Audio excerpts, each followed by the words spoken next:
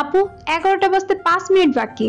স্মৃতিমার কথা শুনে রুহি তাড়াহুড়ো করে ওয়াশরুম থেকে বের হতে গিয়ে পা স্লিপ করে পড়ে গেল। রুহির ছোট থেকে অভ্যেস শুকনোর উপর উষ্টা খাওয়া, আজও তাই ঘটল। রুহির উষ্টা খাওয়া দেখে স্মৃতিমা হো হো করে হেসে দিল। ওই কুটনি পুরি, হাসবি না। আরো আগে ডাকলি না কেন আমাকে? আমার কি দোষ? তুমি তো মাথায় পানি ঢালতে গেলে। আর আমি মোটেও কুটনি না, আর বুড়ি তো নাই। ঢালবো না পানি? তুই সব সময় ঝগড়া করিস, তোর জন্য আমার মাথা গরম হয়ে যায়। ফাজিল মেয়ে একটা। কি? আমি ঝগড়া করি না তো কি করি আমি? এখন প্লিজ চুপ করো, নইলে তোমার আবার মাথা গরম হয়ে যাবে।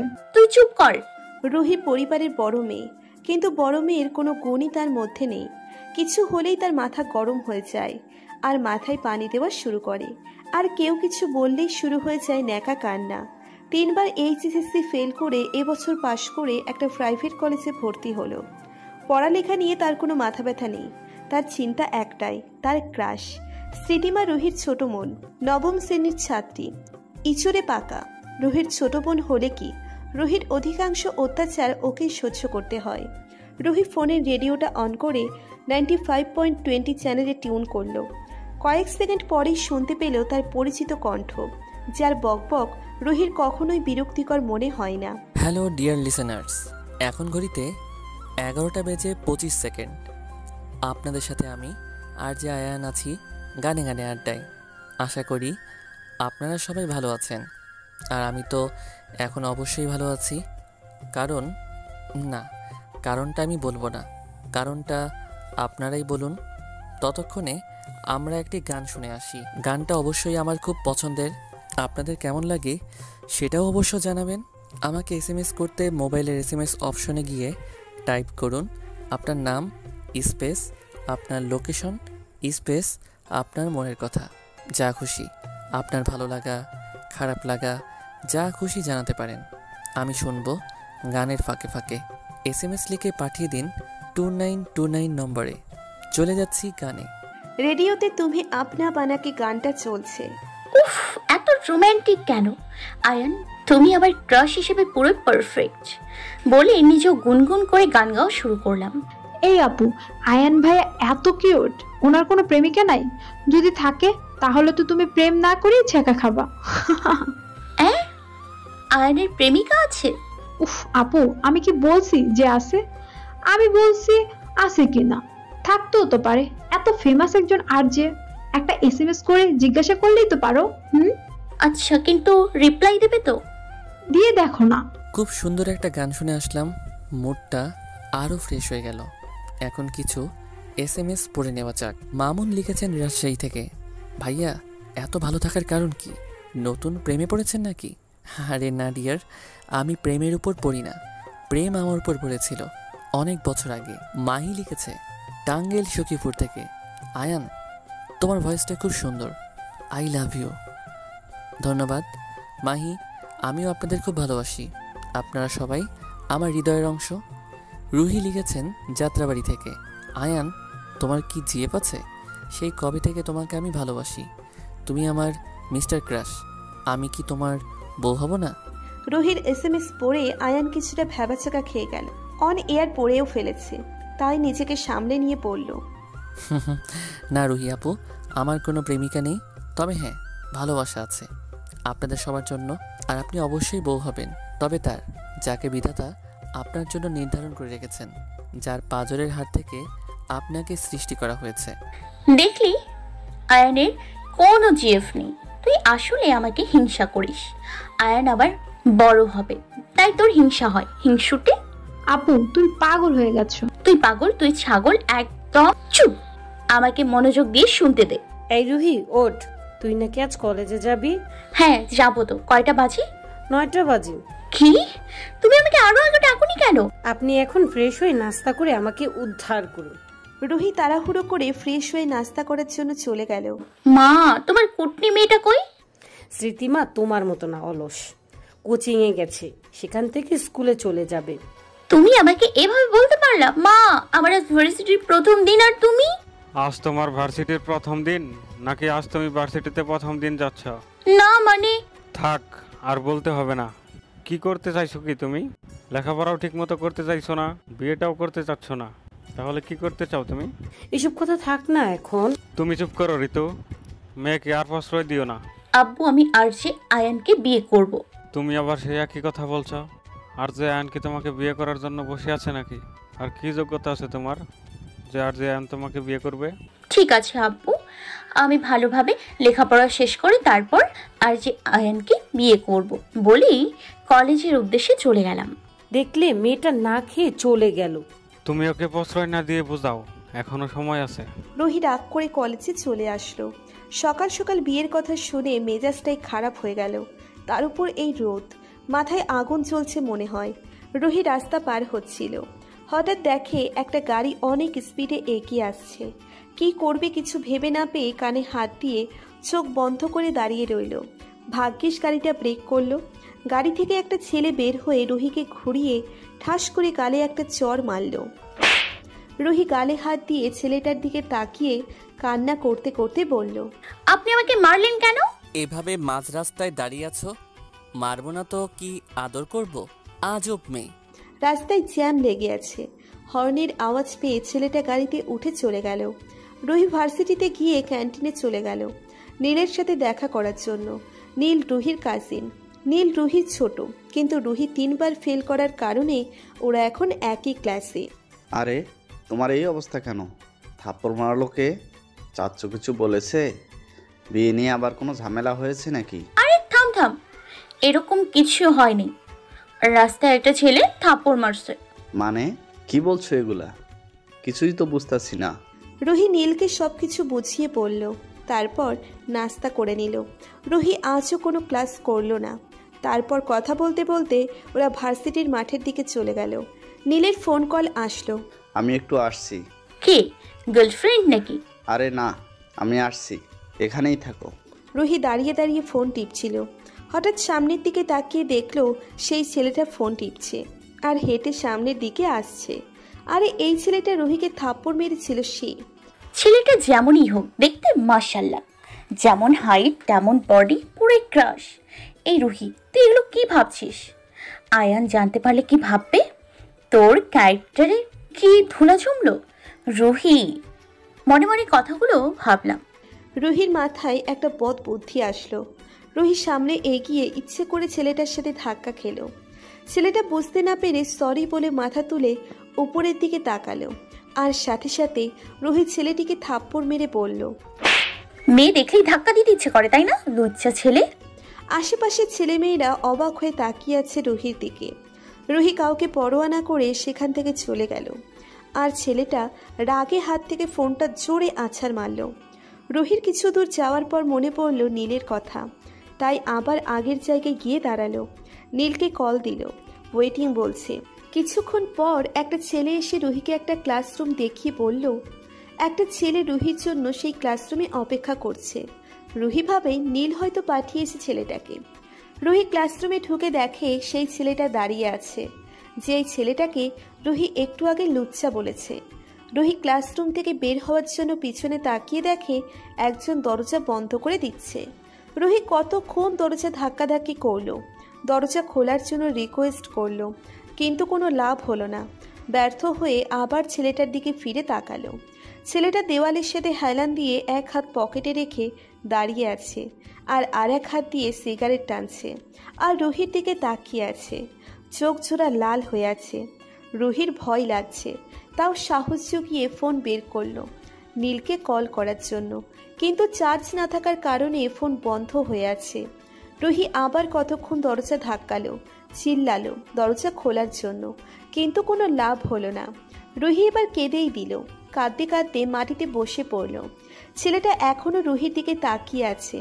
কতক্ষণ পর রুহি ছেলেটির দিকে তাকিয়ে দেখে ছেলেটা সিগারেট পায়ের তলায় চাপা দিয়ে নিভিয়ে রুহির দিকে এগিয়ে আসছে। রুহি উঠে দাঁড়ালো। শুনুন, আপনি তখন আমাকে থাপ্পড় মেরেছিলেন, তাই আমি আপনাকে থাপ্পড় মেরেছি, আর সব শোধ হয়ে গেছে। ছেলেটা রুহির একদম কাছে চলে আসছে।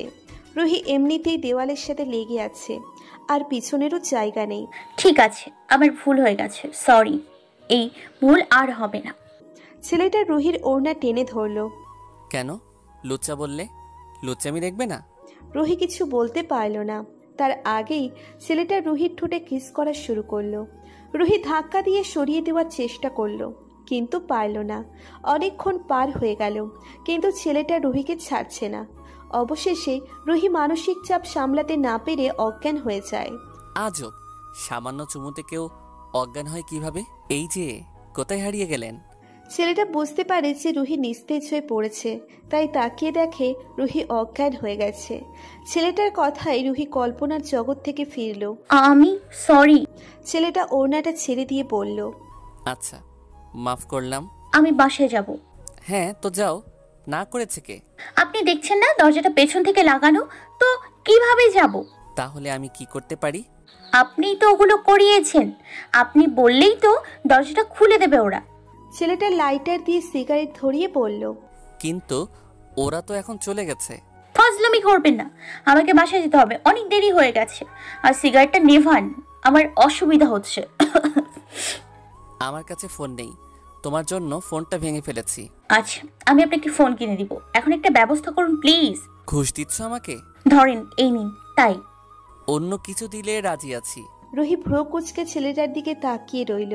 ছেলেটা একটু মুচকি হাসি দিয়ে পকেট থেকে চাবি বের করে দরজাটা খুলল।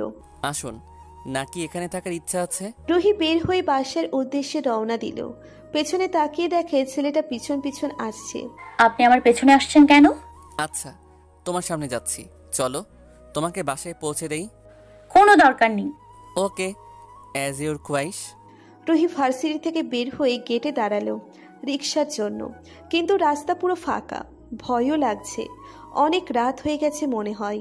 ডান পাশে তাকিয়ে দেখলো কিছুটা দূরে কয়েকটা ছেলে দাঁড়িয়ে দাঁড়িয়ে রুহিকে দেখে হাসাহাসি করছে। কয়েক মিনিট পর রুহি দেখলো ছেলেগুলো ওর দিকে এগিয়ে আসছে। রুহি দৌড়িয়ে গেটের ভেতরে ঢুকে গেল। দারোয়ানটাকেও দেখছে না। রুহি পার্কিং সাইডে গিয়ে দেখলো সেই ছেলেটা বাইকের সাথে হেলান দিয়ে সিগারেট টানছে। রুহির কেন যেন মনে হয় এই ছেলেটা তার কোনো ক্ষতি করবে না, তাই ছেলেটার দিকে এগিয়ে গেল। আমাকে একটু বাসায় পৌঁছে দেবেন? আসলে গেটের পেছনে কতগুলো ছেলে। আপনি তো বললেন কোনো প্রয়োজন নেই। ভুল হয়ে গেছে, সরি। এমন কোনো ভুল না করাই উচিত যার জন্য সরি বলতে হয়। ছেলেটা সিগারেট নিভিয়ে বাইকে বসে বলল, ওকে চলো। আমরা কি বাইকে করে যাব? হ্যাঁ, কোনো সমস্যা থাকলে অন্য ব্যবস্থা করে নাও। না না, কোনো সমস্যা নেই, চলুন। কাঁধে হাত দাও, পরে বাইকে থেকে পড়ে গেলে কিন্তু আমি হাসপাতালে নিয়ে যেতে পারবো না। কেন? আমাকে হসপিটালে নিয়ে গেলে কি হবে? তোমাকে আমি হাসপাতালে নিয়ে যাব, পরে নার্স ভাববে আমরা স্বামী স্ত্রী, তাই তোমার ভর্তি ফর্মে লিখবে আমি তোমার স্বামী। আমার তোমার স্বামী হতে বয়েই গেছে, শুধু শুধু মান ইজ্জতের ফালুদা হবে। ছেলেটার কথা শুনে রুহির মেজাজটাই খারাপ হয়ে গেল। বিপদে পড়েছে, তাই কিছু বলতেও পারছে না।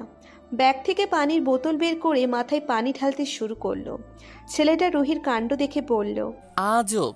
হ্যাঁ, আজবই তো। এবার চলুন। রুহির চুল থেকে পানি গড়িয়ে মুখ বেয়ে গলায় আসছে। ওড়না কিছুটা ভিজে গেছে। ছেলেটা পকেট থেকে রুমাল বের করে রুহিকে দিল। রুহি রুমালটা নিয়ে পানি মুছে নিল। ছেলেটা রুহিকে বাসার সামনে নিয়ে আসলো। আপনি আমার বাসা চিনলেন কিভাবে? ছেলেটা মুচকি হেসে চলে গেল। রুহি পেছন থেকে কিছুক্ষণ তাকিয়ে থেকে বাসায় ঢোকার জন্য এগিয়ে দেখে নীল দাঁড়িয়ে আছে। এই তুমি কই ছিলা? ফোনও বন্ধ। আমি তোমার বাসার ল্যান্ডলাইন নাম্বারে কল দিয়েছিলাম, স্মৃতিমা বলল তুমি বাসাও যাওনি। পরে আমি আর স্মৃতিমা প্ল্যান করে চাচুকে মিথ্যে বলেছি যে তুমি আর আমি আমার এক বন্ধুর বাসায় আসছি। রুহি নীলকে সব ঘটনা বলল খুলে। কি সাহস কত বড়! কালকে দেখিয়ে দিও তো ছেলেটাকে, ওর একদিন কি আমার একদিন। থাম তো, নিজেকে আয়নায় দেখেছিস? ফু দিলে তো উড়ে যাবে। তাই নাকি? দাও, ফু দাও। না উঠলে কালকে তুমি ট্রিট দিবা। ওই চল তো, বাসায় চল। বাসায় গিয়ে রুহি স্মৃতিমার সাথে ঝামেলা শুরু করে দিল। এই কুটনি বুড়ি, আমি গতকাল রাতে ঘুমিয়েছিলাম, তুই আমাকে ডাকলি না কেন? আমি আয়ানের শোটা সম্পূর্ণ শুনতে পারলাম না। তোর জন্য ঝাঁকড়া চুলওয়ালি। আপু, আমার চুল নিয়ে কোনো কথা বলবা না। আমার চুল যথেষ্ট পরিমাণে সুন্দর। তাই না নীল? এই নীল কি? হ্যাঁ হ্যাঁ, নীল কি? নীল তোর বড় না ছোট? নীল ভাইয়া বলবি। ওই নীল, তুই কিছু বলিস না কেন? আমি কি বলবো? হ্যাঁ তাই তো, তুই কি বলবি? তুই তো শান্ত শিষ্ট নিরীহ প্রাণী, তুই কিছু বলতে পারিস নাকি? ঢং ঢং দেখলে গা জ্বলে যায়। তুই গিয়ে মাথায় পানি ঢাল। যা, অনেক ঝগড়া করেছিস। আমি কি ঝগড়া করি?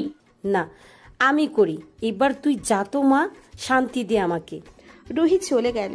ফ্রেশ হয়ে সবাই একসাথে ডিনার করে নিল। তারপর অপেক্ষা করা শুরু করে দিল রাত 11টা বাজার জন্য।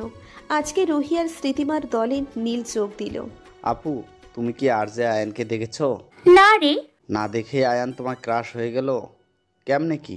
ক্রাশ হওয়ার জন্য চার লাগে নাকি?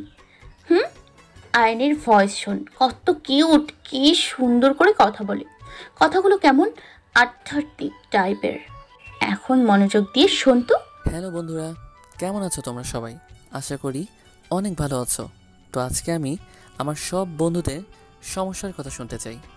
কার লাইফে কি সমস্যা চলছে হয়তো সমাধান করতে পারবো না, তবে নিজের ক্ষুদ্র বুদ্ধি দিয়ে সমাধান বের করার চেষ্টা অবশ্যই করব। তাছাড়া মনের কথা শেয়ার করলে মন হালকা লাগে। তাহলে শুরু করা যাক। কিছু SMS পড়ছি।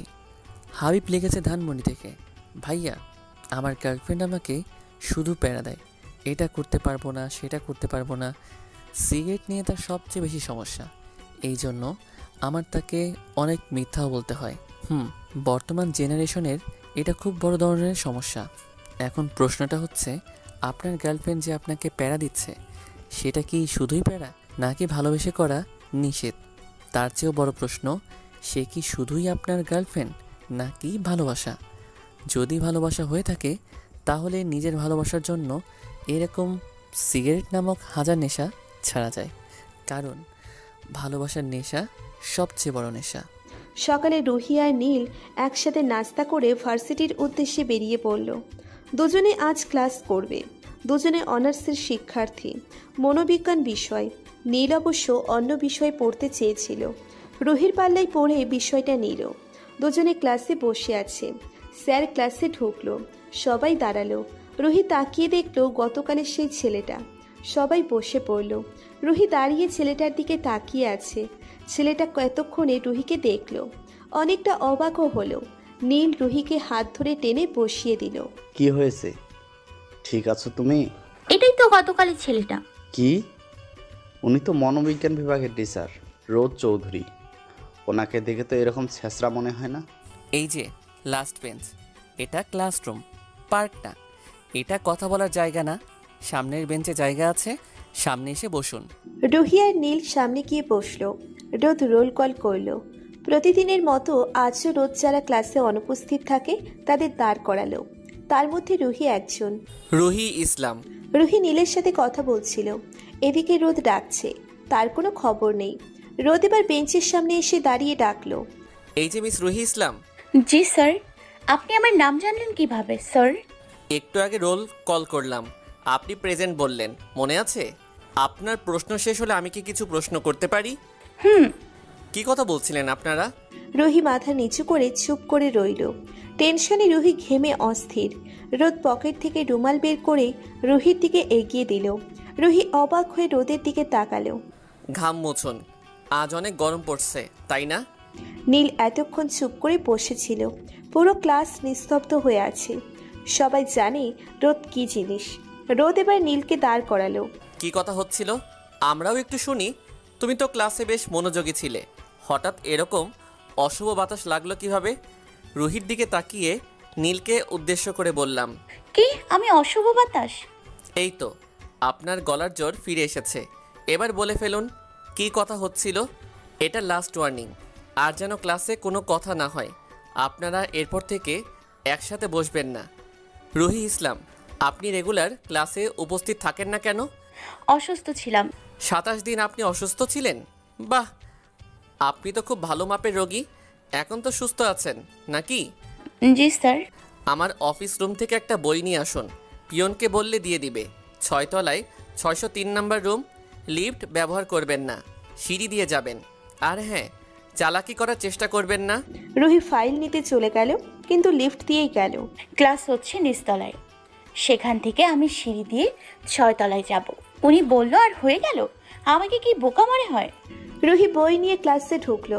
ক্লাস শেষে রোদ বলল, মনোবিজ্ঞান ডিপার্টমেন্ট থেকে পিকনিকে যাওয়ার পরিকল্পনা হচ্ছে।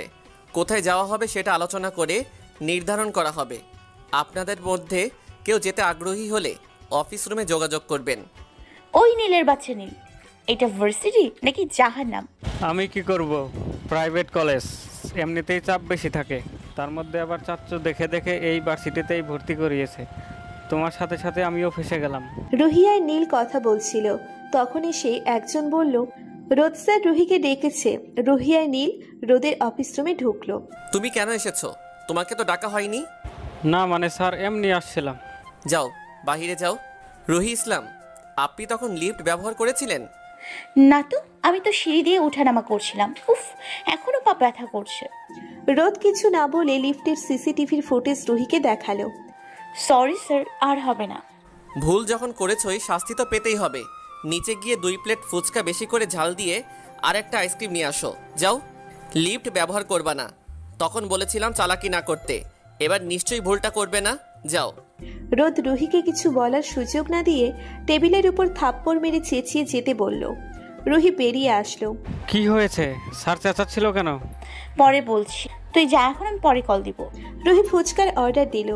রোদ ঝাল বেশি দিতে বলেছিল, তাই রুহি এত পরিমাণ মরিচ দিয়েছে যে ফুচকা কম ঝাল বেশি হয়ে গেছে। স্যার আসবো? আসো, বসো। রোদ রুহির দিকে ফুচকার একটা প্লেট এগিয়ে দিল। আমি ফুচকা খাই না। না খেলেও খেতে হবে। খাবো না আমি, আমার পানিশমেন্ট শেষ, আমি গেলাম। দাঁড়াও, তুমি যদি এখন এটা না খাও তাহলে একটা না অনেক দিন ক্লাস মিস করার কারণে তোমার গার্জিয়ান ডাকবো। ভেবে নাও কি করবে।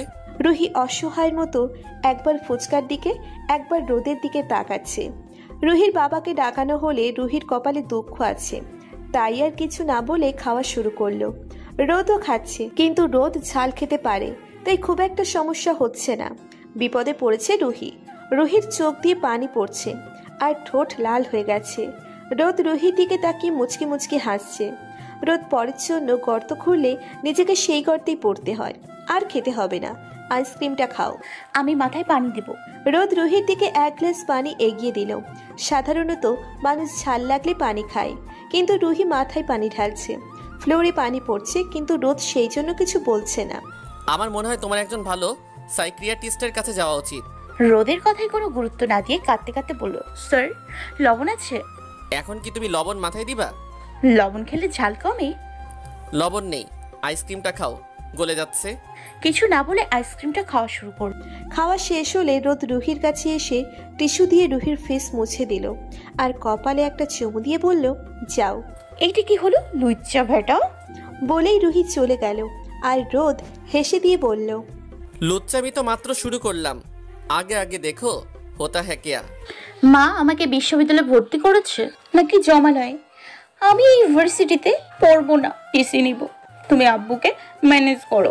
কোনো টিসি নেওয়া হবে না।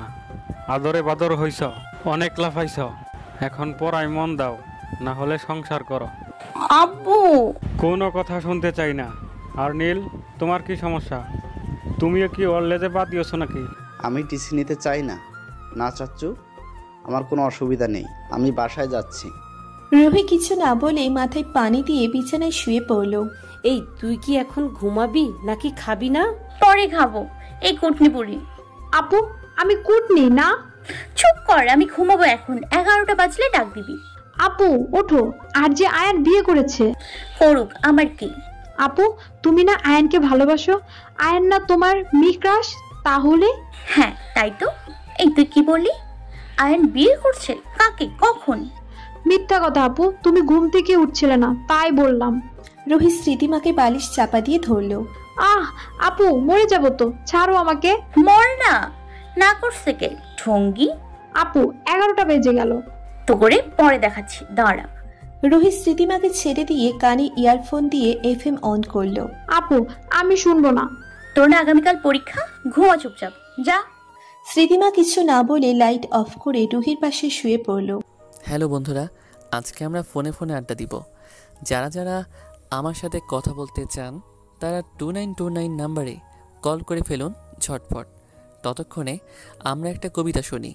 কবিতাটা আমার ফেসবুক ফ্রেন্ড লিস্টের একজন লেখকের। কবিতাটা আমার খুব পছন্দের, তাই আপনাদেরকেও শোনাচ্ছি। কবিতা পোড়াও আমায়, লেখক ইসাক আহমেদ রোদ। তুমি প্রেম বিলাবে বিলাও, আপত্তি নাই আমার। এদিক সেদিক প্রেম বিলিয়ে বানাও প্রেমের খামার, তুমি মন ভাঙবে ভাঙো, আমি দিব না আর বাধা, আমার মন ভেঙে সাজো আরেকজনের রাধা। তুমি আঘাত করবে করো, আমি তাকিয়েই শুধু দেখব, আঘাতে আঘাতে পাথর হয়ে মহাকাব্য লিখব। তুমি খেলতে চাও খেলো, দেখি কত পারো, আমি জিতার আগেই হেরে গিয়ে সুযোগ দিব আরও। তুমি ফিরিয়ে দিবে দাও, আমি যাব না আর কাছে, পোল্টিবাজির এই শহরে বাঁচার অভ্যেস আছে। যেমন খুশি তেমন করো, অভিযোগ নাই আমার, পড়তে পড়তে পড়াও আমায়, দরকার কি থামায়। আয়ান কবিতাটা আবৃত্তি করে একটা দীর্ঘশ্বাস নিল। কবিতাটা শেষ করতে করতে কল এসে পড়ল। রিসিভ করছি, দেখি কোন বন্ধু কল করেছে। হ্যালো, আপনার নাম আর লোকেশনটা বলুন প্লিজ। হ্যালো ভাইয়া, আমি শাওন বলছি দিনাজপুর থেকে। কেমন আছেন ভাইয়া? চিনতে পেরেছেন? অবশ্যই, কেমন আছেন বলুন। ভালো না ভাইয়া। কী কারণে ভালো নেই আপনি ঝটপট বলে ফেলুন। আমার এক বন্ধুকে কিছু টাকা ধার দিয়েছিলাম, অনেক মাস হয়ে গেছে। আজকে ফেরত চেয়েছিলাম, কিন্তু সে আমাকে ভুল বুঝলো। হয়তো সে এখন কোনো সমস্যায় আছে এবং সেই জন্য সে ডিপ্রেসড হয়ে আছেন, তাই ভুল ভাবছে। পরে দেখবেন নিজের ভুল বুঝতে পারবে। তাই এসব কথা মাথায় না রেখে ঝেড়ে ফেলুন। আজ রাখছি, অন্য একদিন কথা হবে। ভালো থাকবেন। জি, আল্লাহ হাফেজ। আমরা এখন পরবর্তী কলে যাচ্ছি। হ্যালো, আপনার কবিতা আবৃত্তি করাটা খুব সুন্দর। অনেক অনেক ধন্যবাদ আপনাকে। ওকে, রাখছি তাহলে। আরে এত তারা কিসের? নাম তো বললেন না। অবশ্য আমি চিনতে পেরেছি, রুহি, তাই না? জি। মন খারাপ কেন আপনার? মন খারাপ না। আমি কি একজনের উদ্দেশ্যে কিছু বলতে পারি? অবশ্যই পারেন, বলেন কি বলতে চান। শুভ জন্মদিন মোটু, পারলে মাফ করিস আর ফিরে আসিস, আমি তোর জন্য অপেক্ষা করছি। কথাগুলো বলে রুহি কল কেটে দিল। সকালে রুহি আর নীল ক্লাসে বসে আছে একসাথে। রোদ ক্লাসে ঢুকলো আর নীল গিয়ে অন্য বেঞ্চে বসে পড়ল। রোদ সবাইকে পড়া জিজ্ঞেস করছে, রুহিকেও জিজ্ঞেস করলো। বিভিন্ন কারণে মানুষ মানসিক চাপ, স্ট্রেস অনুভব করে থাকে। এই মানসিক চাপ অপসারণের কিছু কৌশল আছে, যাকে আত্মরক্ষামূলক কৌশল বলা হয়। ইংরেজিতে যাকে ইগো ডিফেন্স মেকানিজম বলে। এই আত্মরক্ষামূলক কৌশলগুলোর একটা কৌশলের নাম বলুন এবং ব্যাখ্যা করুন। পারি না। বাহ, কি সুন্দর করে বলে দিলেন পারি না। অবশ্য পারলে কি 3 বার এইচএসসিতে ফেল করতেন? এই জন্যই তো আপনার কোনো ফ্রেন্ড নেই, তাই না?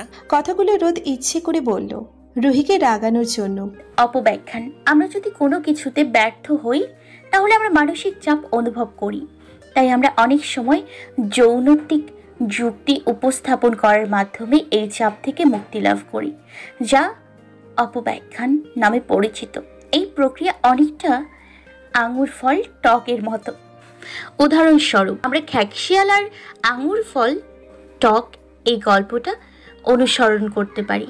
সেই গল্পে খ্যাকশিয়াল যখন আঙুর ফল গাছ থেকে পেড়ে খেতে পারলো না, তখন সে হতাশ হয়ে যুক্তি দেখাচ্ছিল যে আঙুর ফল টক, আর এই যুক্তিটি ছিল অবৈধ।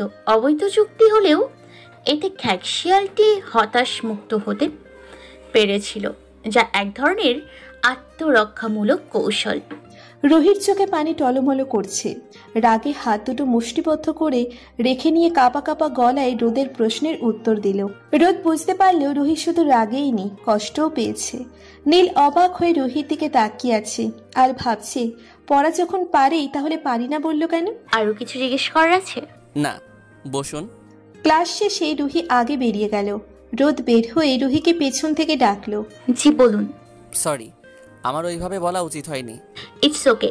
আপনার হাতে দাগটা কিসের? বাইক অ্যাক্সিডেন্ট করেছিলাম, তখন কেটে গিয়েছিল। ও আচ্ছা, আসছি এখন। আপু, আমিও তোমার সাথে যাব পিকনিকে। আমিও যাব পিকনিকে। ওই বান্দরনি আপু আমাকে যাইতে দেয় কিনা সেটাই তো সন্দেহ। তার মধ্যে তুই আসছিস। আমিও যাব বলতে বলতে ভাগ এখান থেকে। নীল, তুমি আব্বুকে ম্যানেজ করো প্লিজ প্লিজ প্লিজ। আমি পারবো না, তোমরা বরং আব্বুকে বলে দেখো। আব্বু যদি পারে চাচ্চুকে ম্যানেজ করতে। বুদ্ধিটা কিন্তু খারাপ না। চল তোদের বাসায় যাব। আমিও যাব তোমাদের সাথে। আয়, তোদের একটা উস্টা মারি। আপু, তুমি সব সময় আমার পিছনে লেগে থাকো কেন? তুই যে কুটনি বুড়ি তাই। আল্লাহ, রুহি আপুর কপালে যেন একটা খাটাস মার্কা জামাই জুটে। আমিন। শকুনের দোয়ায় গরু মরে না, বুঝলি?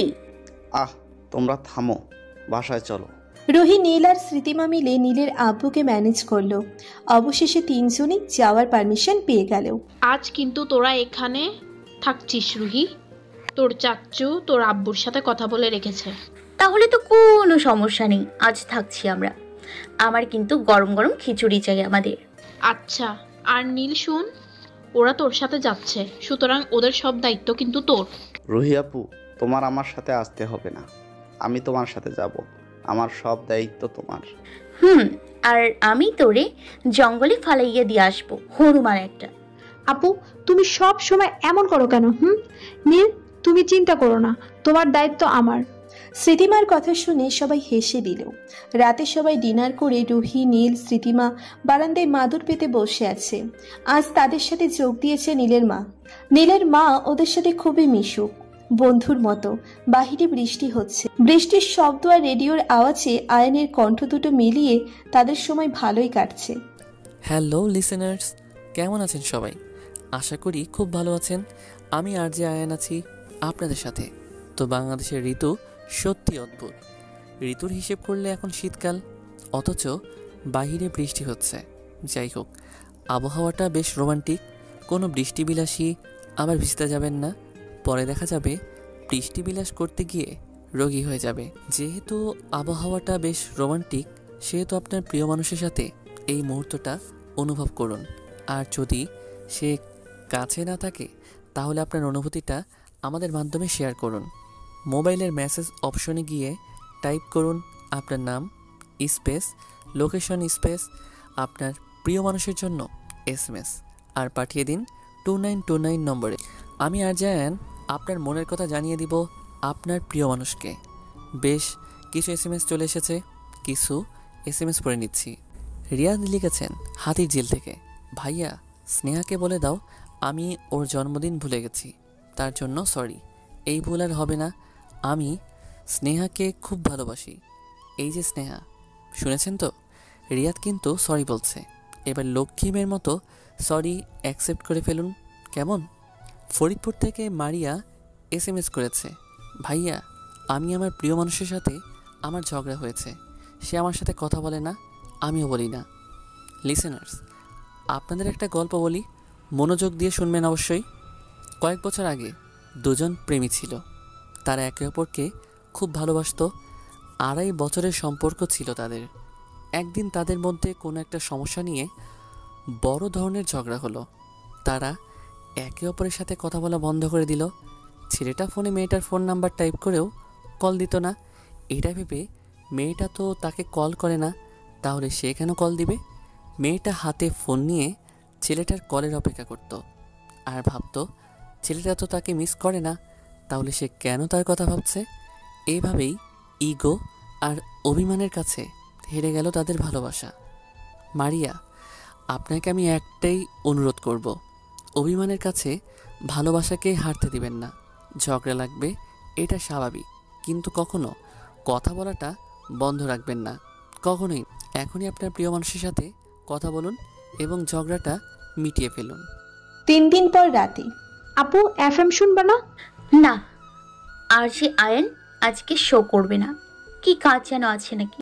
ভালোই হলো, আমরা ঠিকঠাকভাবে তৈরি হতে পারছি পিকনিকে যাওয়ার জন্য।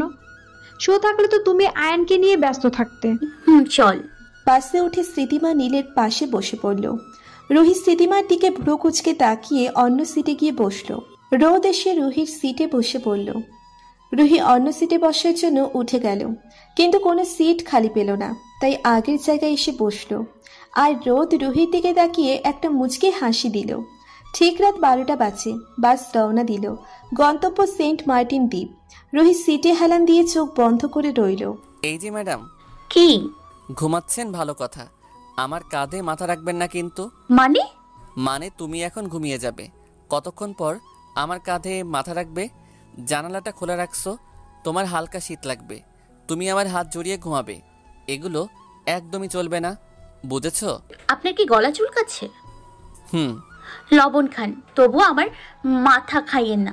আর এদিকে স্মৃতিমা নীলের কাঁধে মাথা রেখে ঘুমুচ্ছে। সামনে ছোট চুলগুলো এসে মুখে পড়ছে। নীল স্মৃতিমার দিকে তাকিয়ে ভাবছে, মেয়েটার চুল তো যথেষ্ট সুন্দর, তাহলে রুহি ওকে ঝাঁকড়া চুলওয়ালি বলে কেন?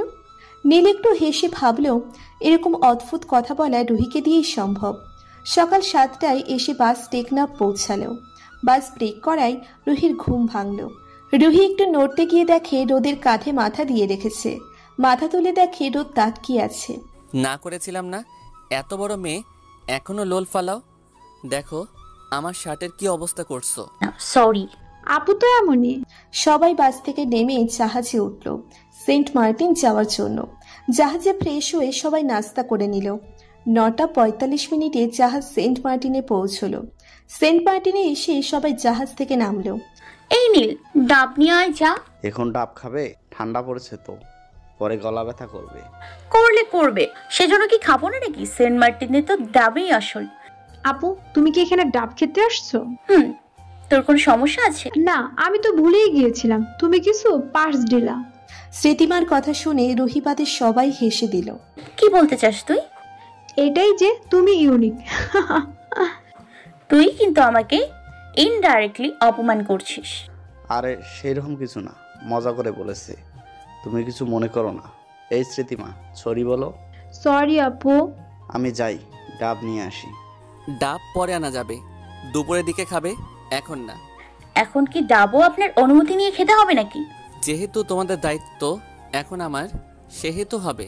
সব স্টুডেন্টদের এক একটা টিমে ভাগ করা হয়েছে, আর এক একটা টিমের দায়িত্ব এক একজন টিচারকে দেওয়া হয়েছে। তোমাদের দায়িত্ব আমাকে দেওয়া হয়েছে। দেওয়া হয়েছে নাকি ইচ্ছে করে নিয়েছেন? যা খুশি ভাবতে পারো। 11টা পর্যন্ত সবাই দ্বীপের পূর্ব দিকটা ঘুরে রেস্ট নেওয়ার জন্য হুমায়ুন আহমেদের কটেজে উঠল। রুহি কিছুক্ষণ রেস্ট নিয়ে গোসল করে কটেজ থেকে বের হলো। নীল আর স্মৃতিমা তখন ছবি তুলছিল। এই, তোরা আমাকে ছাড়াই ছবি তোলা শুরু করেছিস? কথা বলতে বলতে রুহি সামনের দিকে তাকালো। তাকিয়ে দেখে রোদ 3/4 প্যান্ট পরে এদিকে আসছে। সম্পূর্ণ ভিজে আছে, 6 প্যাক বডি, ফোটা ফোটা পানি শরীরে। রোদ এসে রুহির কানের কাছে মুখ নিয়ে বলল, I know I am looking hot, সেজন্য তুমি এভাবে তাকিয়ে আছো, তাই না? মুচকি হাসি দিয়ে বললাম। তোমার নজর লেগে যেতে পারে। রোদ রুহির চোখ থেকে একটু কাজল নিয়ে তার কানের পিছনে দিয়ে রুহির দিকে তাকিয়ে একটু মুচকি হেসে চলে গেল। রুহি এখনো সেভাবে তাকিয়ে আছে। নীল আর স্মৃতিমা মুখ চেপে হাসছে। আপু চলে গেছো তো, আর কত তাকিয়ে থাকবে? মানে? কিছু না, চলো লাঞ্চ করে নিবে। রুহি লাঞ্চ করে সমুদ্রের পাড়ে চলে গেল। নীল আর স্মৃতিমা কটেজে চলে গেল। আর রোদ রুহির পিছু পিছু আসলো, রুহিকে না বলে। রোদ দূর থেকে অনেকক্ষণ যাবৎ খেয়াল করছে রুহি কাগজে কিছু লিখছে। লেখা শেষে রুহি কাগজটা ভাঁজ করলো আর কাগজ দিয়ে একটা নৌকা বানালো। নৌকাটার উপর ভাঁজ করা কাগজটা লিখে ভাসানোর জন্য পানিতে রাখলো। তখনই স্মৃতিমা এসে পেছন থেকে ডাকলো, আপু, আব্বু কল করেছে। রুহি কাগজের নৌকা রেখে চলে গেল। রোদ তাড়াহুড়ো করে কাগজের নৌকার উপর থেকে ভাঁজ পড়া কাগজটা নিয়ে নিল আর কাগজের নৌকাটা পানিতে কিছু দূরে রেখে দিল। নৌকাটা আস্তে আস্তে ডুবে গেল। এই দুপুরবেলা বিচে তোমার কাজটা কি শুনি? কেন আব্বু, দুপুরবেলা কি বেঁচে যাওয়া নিষেধ নাকি? মুখে মুখে তর্ক করবে না। গতকাল রাতে সারা রাত গাড়িতে ছিলে, আজকে আবার জার্নি করতে হবে, তাই এখন আর ওখানে না থেকে তাড়াতাড়ি ঘুমাও, গিয়ে যাও। জি আব্বু। কি বলবো আব্বু?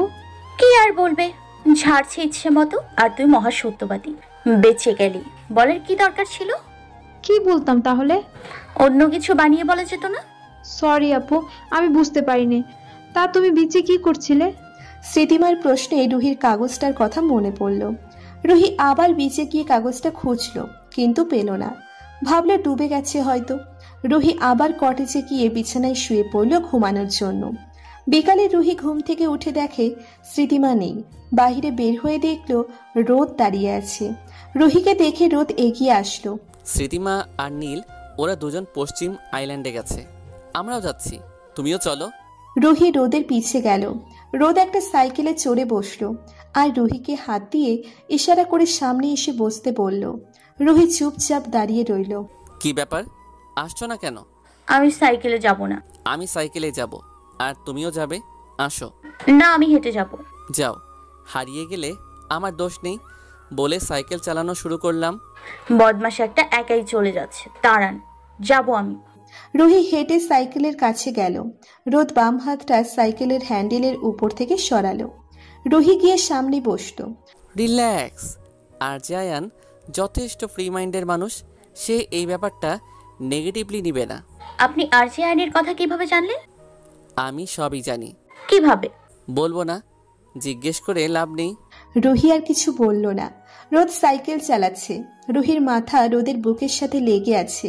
রোদের হার্টবিট রুহি অনুভব করছে। অন্যরকম এক ভালো লাগা কাজ করছে। এই আপনার হার্টবিট এত বাড়ছে কেন? সাথে সুন্দরী ললনা আছে তো তাই। মানে? রিল্যাক্স, সাইকেল চালাচ্ছি তো তাই হয়তো হার্টবিট বাড়ছে। রোদ সাইকেল চালাতে ব্যস্ত আর রুহি ভাবনায় মশগুল হয়ে আছে। রুহি তার অনুভূতিগুলো নিয়ে দ্বন্দ্বের মধ্যে আছে। এই যে, কোথায় হারিয়ে গেলে? চলে এসেছি তো, নাকি আরো বসে থাকার ইচ্ছা আছে?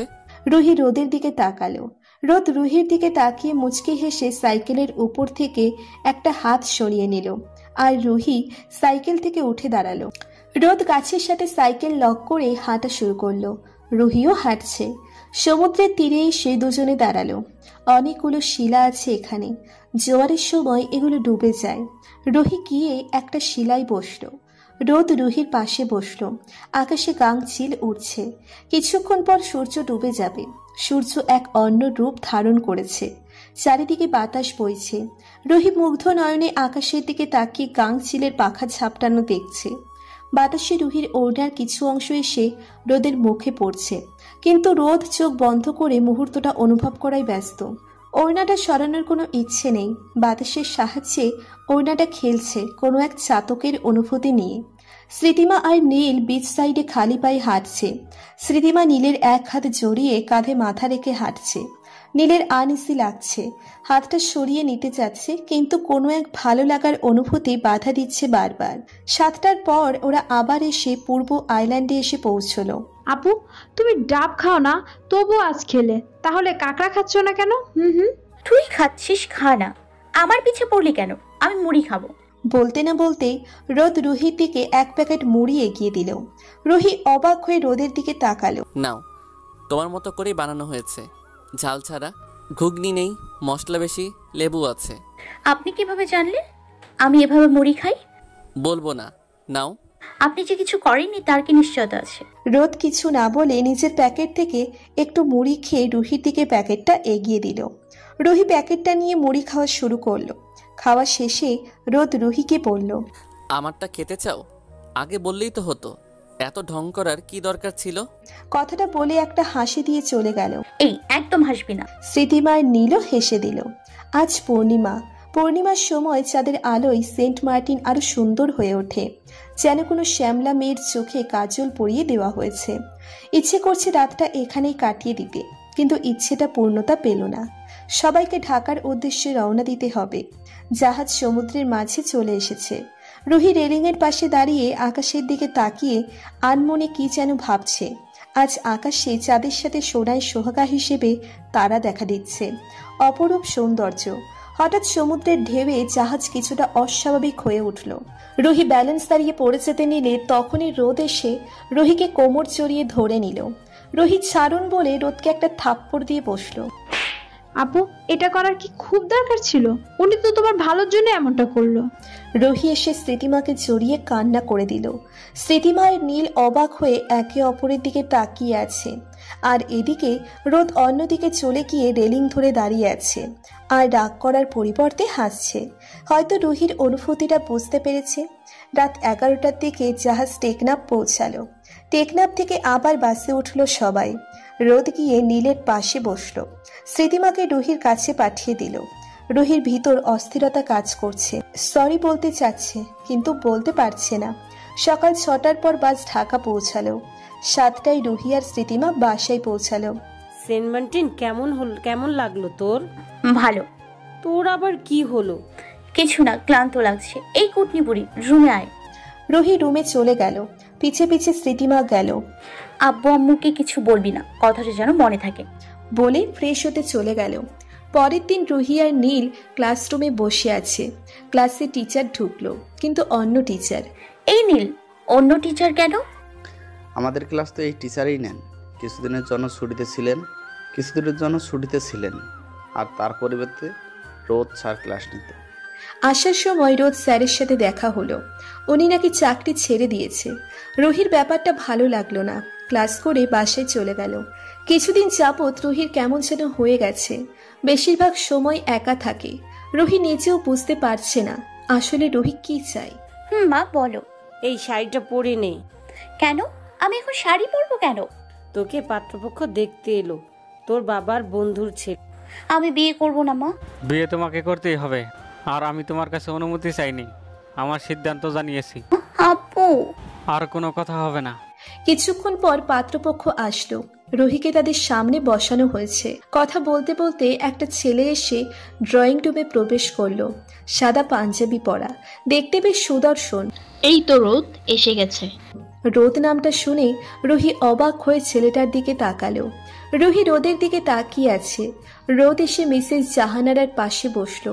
রুহি এখনো রোদের দিকে তাকিয়ে আছে। স্মৃতিমা রুহির দিকে তাকিয়ে একটা কাশি দিল। রুহি চোখ সরিয়ে ফেলল। সবাই মুচকি মুচকি হাসছে। আমার মনে হয় ওদের একটু আলাদা কথা বলা দরকার। অবশ্যই। রুহি, রোদকে নিয়ে তোমার রুমে যাও। রুহি রোদকে রুমে নিয়ে গেল। রোদের চোখ বইয়ের টেবিলের উপর পড়ল। বইগুলো অগোছালো। আপনি এখানে কেন? আগে বলো, বইগুলোর এই অবস্থা কেন? আম্মু মনে হয় তাড়াহুড়ো করতে গিয়ে টেবিলের কথা ভুলে গেছে। রোদ কিছু না বলে আলমারি খুলল, আর সাথে সাথে কতগুলো কাপড় পড়ে গেল। বাহ, ভেবেছিলাম বিয়ের পর বউ আমাকে গুছিয়ে রাখবে, এখন তো দেখছি সে নিজেই অগোছালো। হ্যাঁ তাই তো, আমি বুঝতে পেরেছি। আপনি আপনার বাবা মার ইচ্ছেতে এখানে এসেছেন, এটা কোনো সমস্যা না। আপনি রাজি না হলে তো আর কেউ আপনাকে জোর করবে না, তাই না? তোমাকে কে বলেছে আমি বাবা মার ইচ্ছা এখানে এসেছি? আমি তোমাকে বিয়ে করব। আমি আয়ানকে ভালোবাসি। তো আমি আপনাকে বিয়ে করব না। তোমার কাছে কি মতামত জানতে চেয়েছি নাকি আমি? মানে কি আমার বিয়ে আমার মতামত নেবেন না? না, নেব না। আপনি তো আমার টিচার, বাবার সমতুল্য। বাবার সমতুল্য, তাই না? আগে বলো, তোমার বাবার বয়স কত? কেন, বয়স দিয়ে কি করবেন? যা জিজ্ঞেস করছি বলো। এই 48 প্লাস হবে। আমার বয়স কত মনে হয় তোমার কাছে? হবে হয়তো 24 থেকে 25। ধরলাম 25 বছর বয়সে কি আমার তোমার বয়সে মেয়ে থাকা সম্ভব? চুপ করে আছো কেন বলো। না মানে? তাহলে আমি তোমার বাবার সমতুল্য হলাম কিভাবে? এত বছর তো এটাই শুনে এসেছি যে শিক্ষক বাবার সমতুল্য। এত বছর তো এটাও শুনে এসেছো যে পরীক্ষার দিন ডিম খেলে খাতায় আন্ডা পায়। ডিম না খেলে কি খাতায় আন্ডা পাওয়া যায় না? এই প্রশ্নের উত্তর তো তোমার ভালো জানার কথা। এই আপনি কিন্তু আমাকে অপমান করছেন। না, আমি তোমাকে অপমান করছি না, বোঝাচ্ছি। শিক্ষকের কাজ কি? শেখানো, তাই তো? অনেক বড় ভাই বোন তাদের ছোট ভাই বোনকে পড়ায়, তাহলে তো বড় ভাই বোনরা তাদের ছোট ভাই বোনের টিচার। এখন কি তুমি তাদের বাবা বা মায়ের সমতুল্য বলবে? না। আমার কথা কি তুমি বুঝতে পেরেছো? আরেকটা কথা, আমি তোমার টিচার না, আমি নিজে একজন স্টুডেন্ট, বিবিএ 3rd ইয়ারে পড়ছি। মানে তাহলে আপনি প্রাইভেট কলেজে পড়লেন কিভাবে? প্রাইভেট কলেজে অনেক কিছুই সম্ভব, আর টাকা দিয়ে কি না সম্ভব? না তা না হয় বুঝলাম, সাইকোলজি ক্লাস নিলেন কিভাবে? তুমি হয়তো খেয়াল করনি, আমি শুধু একটা চ্যাপ্টার পড়িয়েছি, আর তোমরা আমার কাছে কোনো প্রশ্ন করলে তার উত্তর পরের দিন দিয়েছি। আমি ওই একটা চ্যাপ্টার ভালোভাবে পড়ে তারপর ক্লাস নিয়েছি। এত কিছু করার কারণ কি? তুমি? আমি কেন? আজ আর বলবো না, চলো, বাইরে সবাই অপেক্ষা করছে, অনেকক্ষণ যাবৎ কথা বলছি। আমি পালিয়ে যাব। আমি তার ব্যবস্থা করছি, তুমি থাকো, আমি যাই। আঙ্কেল, আমি আপনার সাথে একা কিছু কথা বলতে চাই। ওকে, তুমি আমার রুমে আসো। জি, চলুন। পরের দিন সকালে। মা আমি গেলাম। কোথায় যাচ্ছ তুমি? ভার্সিটিতে বাবা। আজকে যাওয়ার দরকার নেই। কেন? উত্তর দেওয়ার প্রয়োজন মনে করছি না। হিটলার বাবা মার কথায় কোনো রস নাই। দাঁড়িয়ে আছো কেন? রুমে যাও। সন্ধ্যায় মিসেস ঋতু একটা গাঢ় লাল রঙের শাড়ি এনে রুহিকে দিল। এইটা পরে তৈরি হয়ে নাও। এই সন্ধ্যাবেলা কি আবার আমাকে পাত্রপক্ষ দেখতে আসবে নাকি? না, বিয়ে করতে আসবে। কি মা, তোমরা কি আমাকে ঢোল পাইছো? নিজেদের ইচ্ছে মতো বাজাবা আমার বিয়ে, অথচ আমিই জানি না। এখন তো জানলে। আমার মতামতের কি তোমাদের কাছে কোনো গুরুত্ব নেই? তোমার মতামতের ভিত্তি থাকলে অবশ্যই গুরুত্ব দিতাম। আর কোনো কথা শুনবো না, তাড়াতাড়ি তৈরি হয়ে নাও। রুহি আজও তার বাবার মুখের উপর কথা বলতে পারল না। বউ সাজতে হলো, তবে নিজের ইচ্ছের বিরুদ্ধে। বলেন মা কবুল। আব্বু, আমি আর যে আয়ানকে বিয়ে করব। কবুল বলো। খুব কবুল। অবশেষে পারিবারিকভাবে বিয়েটা হয়ে গেল, কিন্তু অদ্ভুত ব্যাপার হলো আয়ানের কথা শুনেও রোদের ফ্যামিলি কোনো রিয়্যাক্ট করলো না। রুহি উঠে রুমে চলে গেল, গিয়ে দেখলো স্মৃতিমা রুহির ব্যাগ গোছাচ্ছে।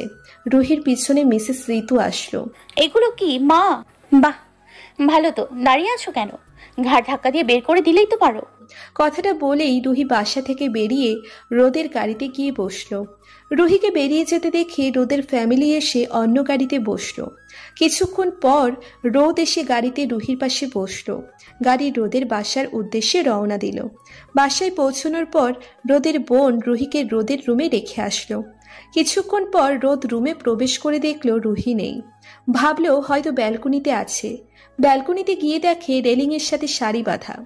রোদ হাসবে না কাঁদবে বুঝতে পারছে না। তার বউ বাসর রাতেই ফিল্মি স্টাইলে পালিয়ে গেছে। জাস্ট ইমাজিন, আপনি অনেক আশা ভরসা নিয়ে বাসর ঘরে ঢুকলেন, অথচ আপনার বউই উধাও। রুহি রেডিও স্টেশনের সামনে রাস্তার সাইডে বসে আছে। অনেক চেষ্টা করলো, কিন্তু আয়ানের সাথে দেখা করতে পারল না। জানতাম তুমি এখানে আসবে। রোদ বুঝতে পেরেছিল রুহি আয়ানের কাছে আসবে, তাই আর দেরি না করে এখানে চলে আসলো। রোদের কথা শুনে রুহি রোদের দিকে তাকালো। আপনি এখানে কিভাবে? আয়ানের সাথে দেখা হলো। রুহি কিছু না বলে রোদকে জড়িয়ে ধরে কান্না করতে করতে বলল, দারোয়ান আমাকে ধাক্কা দিয়ে বের করে দিয়েছে। রোদ কিছু না বলে রুহিকে টেনে গাড়িতে বসিয়ে দিয়ে গাড়ি লক করে দিল। এই, আপনি কোথায় যাচ্ছেন? রোদ কিছু না বলে রেডিও স্টেশনের সামনে গিয়ে দারোয়ানের কলার ধরে ইচ্ছে মতো থাপ্পড় দিতে দিতে বলল, মেয়ে মানুষের গায়ে হাত দিতে লজ্জা করে না? স্যার, আমার কোনো দোষ নেই, উনি জোর করে আপনার কেবিনে ঢুকতে চেয়েছিল। সেই জন্য গায়ে হাত দিবি নাকি তুই? কান খুলে শুনে রাখ, ও আমার বউ।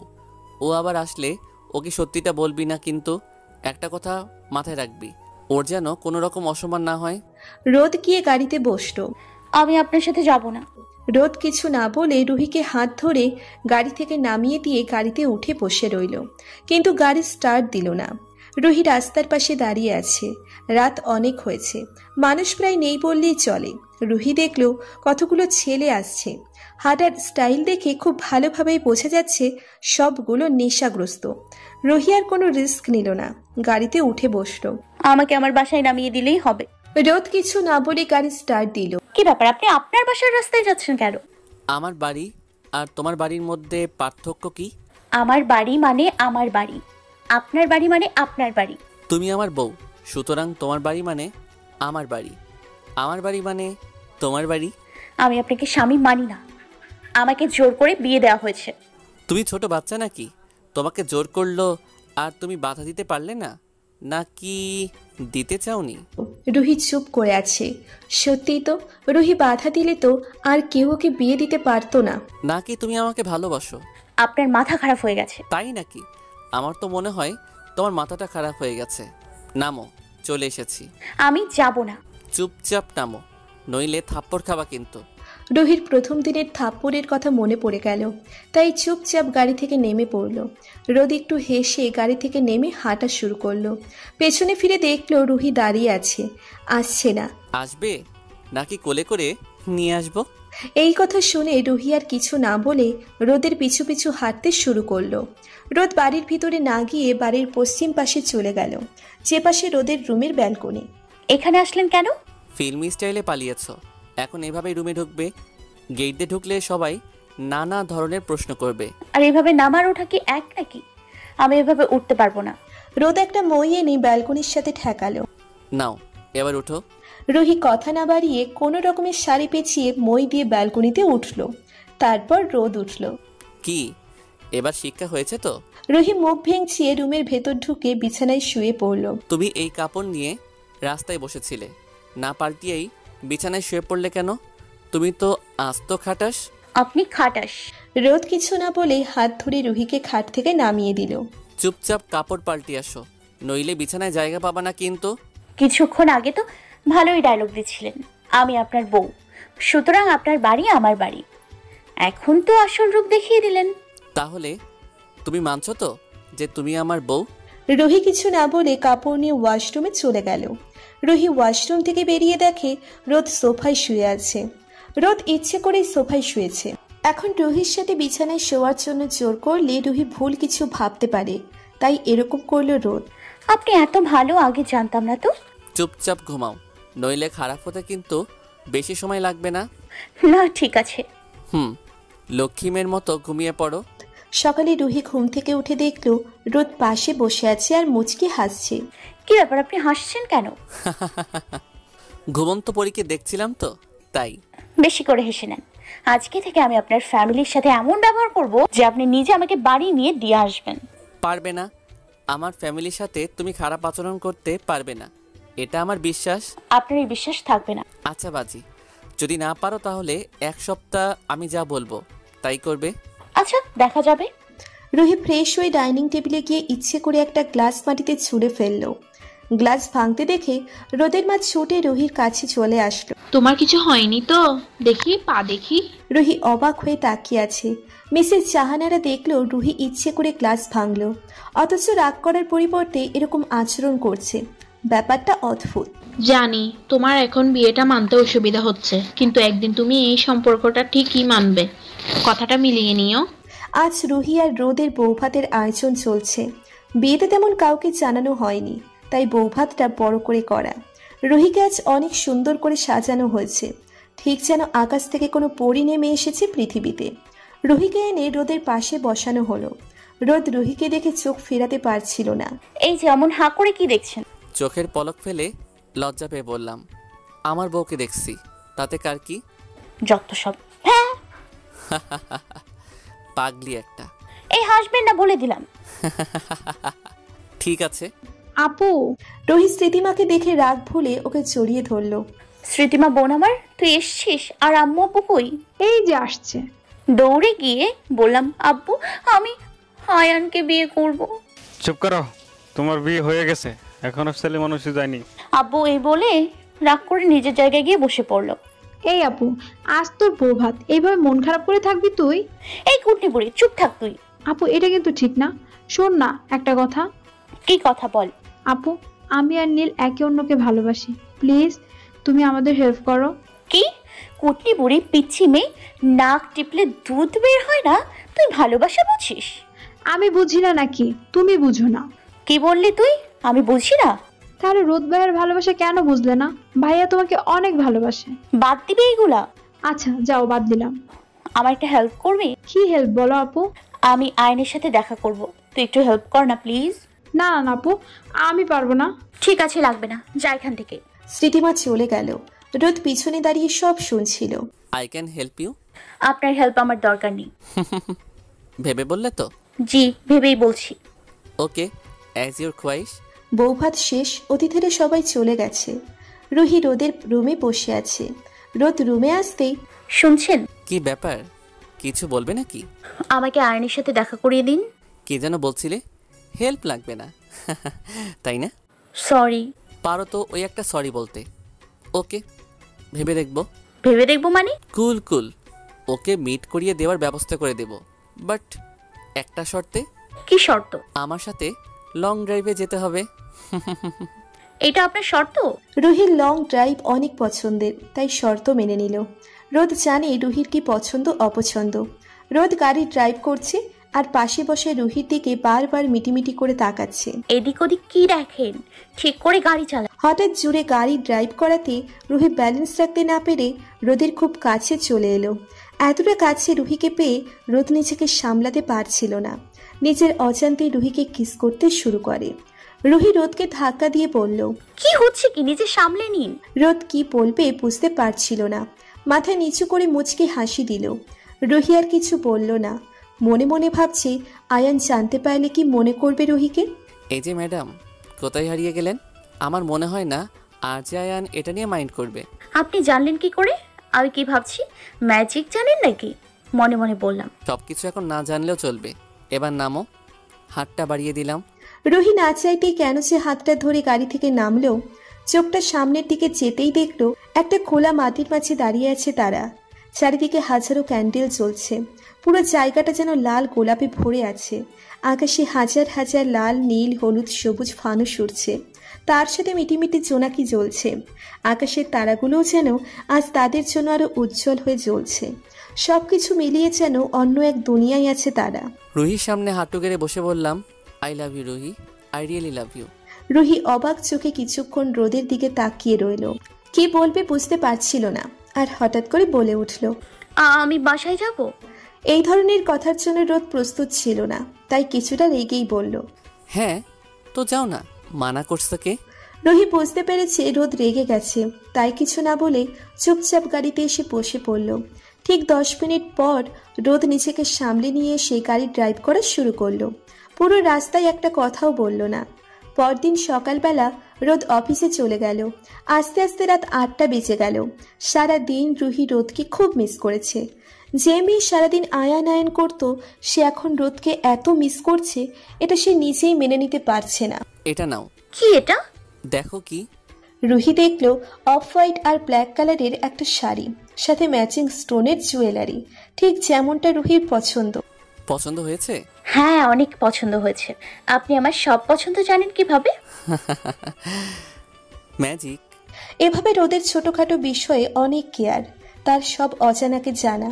নিজের চেয়েও রুহিকে বেশি ভালোবাসাকে কখন সে রুহি ভালোবেসে ফেলেছে নিজেই জানে না। আজ রুহি আয়ানকে নয়, রোদকে ভালোবাসে, শুধু বলাটা এখনো হয়নি। এভাবে প্রায় 1 মাস কেটে গেল।